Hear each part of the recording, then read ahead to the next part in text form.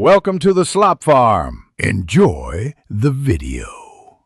You start by preparing the hardware and app so the assistant works reliably. Plug in and charge earbuds to around 50% because low battery can disable voice wake. Open Realme link, update firmware, then enable voice assistant in the earbud settings. This registers the trigger and permissions.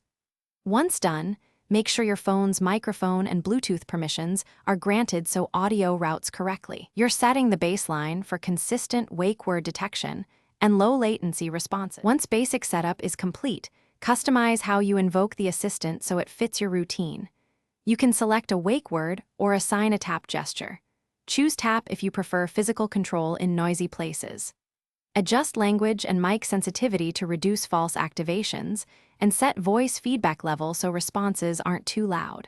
Then map single or double taps to assistant functions, play controls, or call handling. This lets you use one gesture for different tasks without touching your phone.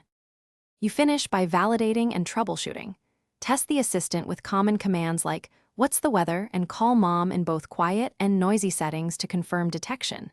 If you get false triggers, reduce mic sensitivity or change the trigger to a tap gesture.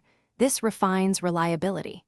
If responses are delayed or missing after updates, unpair and repair the earbuds, and if needed, perform a factory reset.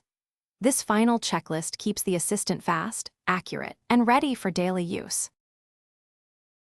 Thanks for watching. Consider subscribing if we helped you today.